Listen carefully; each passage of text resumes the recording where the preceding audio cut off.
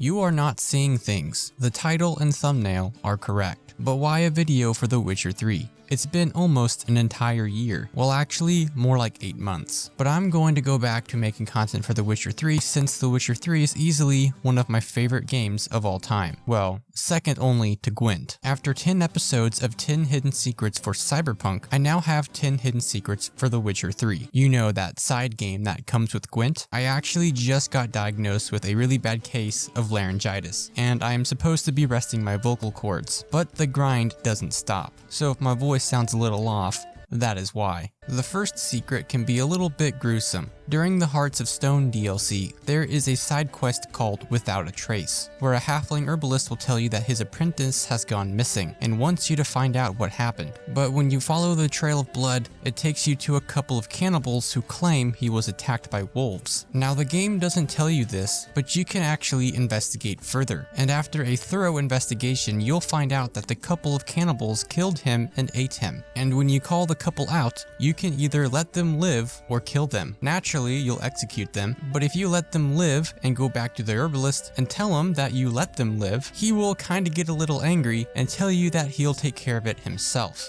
You want naught to do with it, that is your right. But I aim to round up folk who still give a damn. It's a couple of old folks. Doubt they'll put up a fight.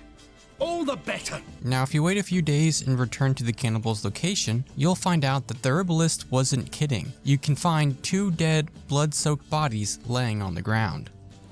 Whoa, herbalist wasn't joking.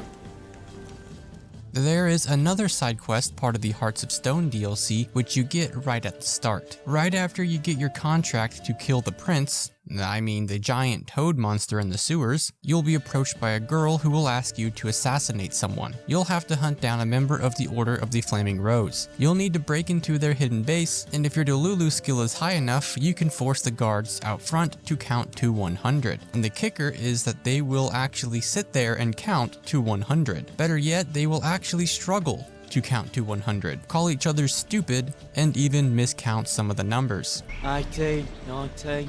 10. You mean 20, idiot? 80, 81, 2, 3.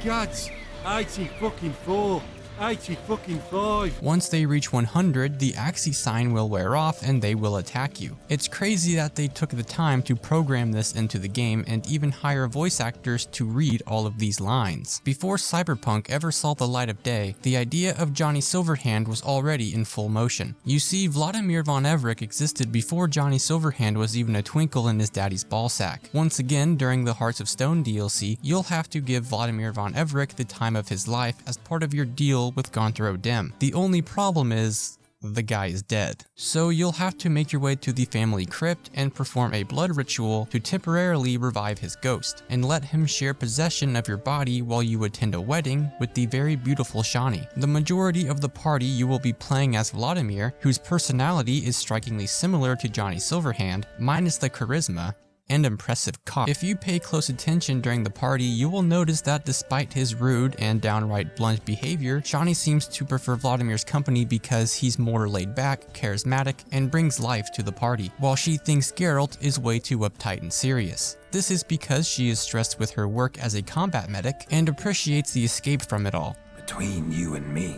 this Witcher fellow is an awful bore. Only sometimes. All that nonsense is his. Feel like an ass saying it. I liked some of that nonsense. What, for example? It would do you good to be more relaxed sometimes. Relaxed? So you think I'm uptight? What I mean is, it would be nice from time to time if you could sit back and enjoy life. With all of that being said, if you go back to the Von Everett crypt after the party, you will see that someone has placed fresh flowers by Vladimir's grave, showing that Shani really misses him. And that, my friends, is how you win Game of the Year. Columbines from Giverny. Wonder who brought them. Could Shani be missing Vlad? Okay, so the first 3 secrets were all from the Hearts of Stone DLC. So it's safe to assume there is another Hearts of Stone secret, right? No.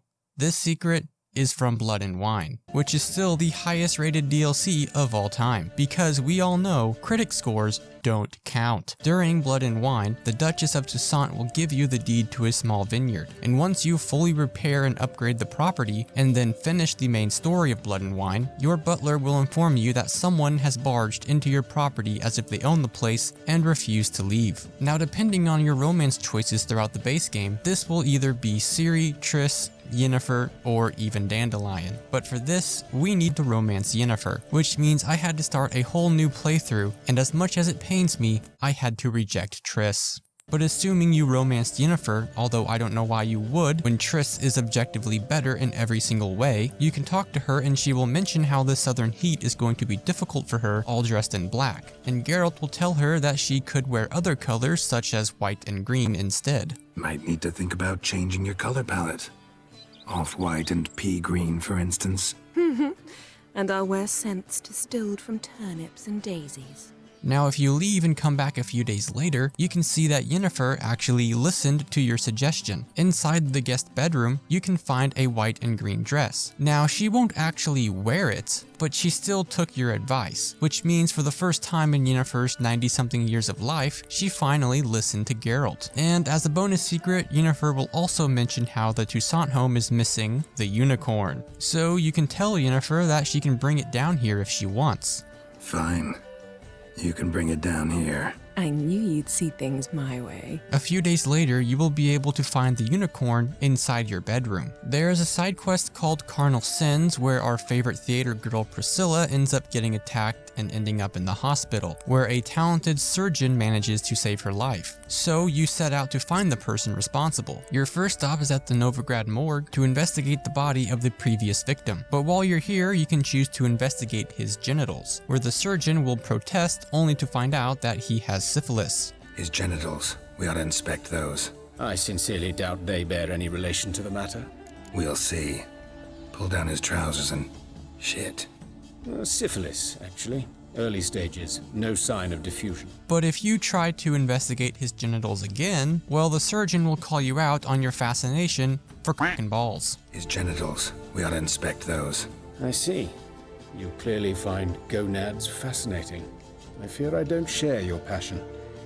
Let's focus on other parts of his anatomy, shall we? Now, there's a side quest that's available early on in The Witcher 3 called Wild at Heart. Within this quest, you'll need to investigate a missing person. You'll begin this quest by approaching two individuals named Nealon and Margaret. Nealon will tell you that his wife and Margaret's sister Hannah has gone missing. While investigating Hannah's disappearance, you'll be stopped by Margaret, who tells you that Hannah is dead and to give up the search, because trust me, bro. Continuing the search, you'll come across a hunter's cabin, and underneath you'll find a cave along with a werewolf. Once you defeat the werewolf, you'll be interrupted by Margaret again, who tells you that this werewolf is actually Nealon. You see, Margaret is in love with her brother-in-law, and out of jealousy for her sister, she lured Hannah into this cave with the hope that she'll run away and never come back. But werewolf Nealon ended up killing her instead. You are then met with a choice to let Nealon kill Margaret or kill Nealon to save her life. This choice is a relatively debatable topic, but if you head to the beach in between Blackbow and Hangman's Alley, you can find a group of dead people along with a note. This note is actually from Hannah. She sent away her son in order to keep her safe from the ongoing war in Velen, but as you can see, they never ended up making it to their destination. The sad part is that by reading this note, you can tell Hannah really cared about her son, which just shows that maybe you should have let Nealon kill Margaret back in the werewolf's den. The best part is that this has nothing to do with the quest, and at no point in the quest is this child ever mentioned. You can only find out about it by searching and looting the nearby area. But maybe now the decision back in the cave is much easier to make. Back in The Witcher 2, as part of the main quest, you have to search for a flower called the Rose of Remembrance, so Triss can use magic to help restore your memory. You can opt in to bring Triss along with you, and she'll lead you straight to the flower. And once you find the flower, you can give it to Triss, right before you get a little freaky deaky in the public bathtub.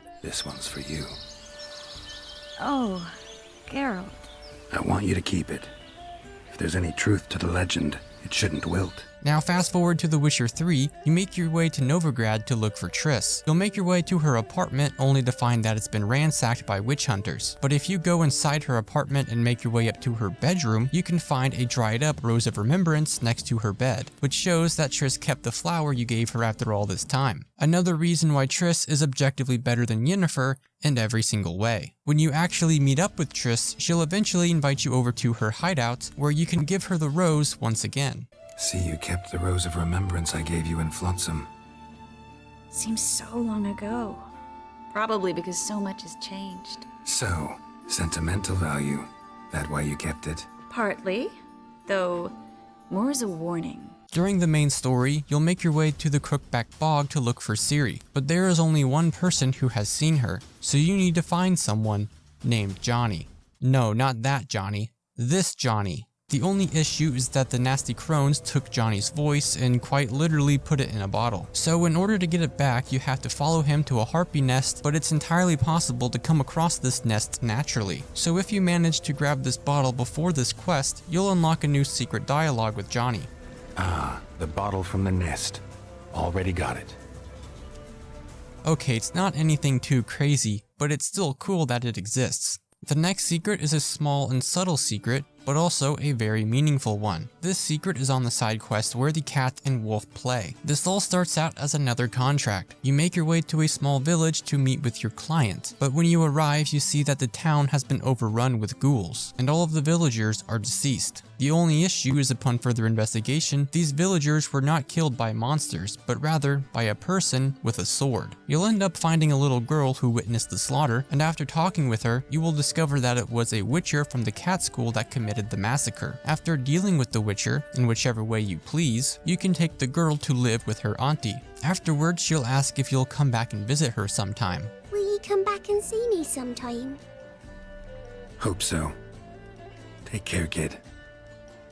This may seem like a throwaway line, but if you return to the girl a few days later, she will actually call you out and give you a drawing she made of you, which just shows how grateful she is for helping her. You can also display this drawing on the walls inside your Toussaint vineyard. Now for the final secret, there is a little detail in the Blood and Wine story that not many people have noticed. During the main story, you'll have to collect a saliva sample from a spotted wight in order to help Regis. Now you initially have two choices. You can either attack and kill the wight, or you can try to lift its curse. If you successfully lift the curse, you'll see that this wight is just an old lady named Marlena, and you can take her back to your vineyard so she can recover. While talking with your butler, you'll explain how Marlena was cursed with Gonthro Dim's soundtrack playing in the background, heavily implying that the beggar who cursed Marlena was none other than Gonthro Dim.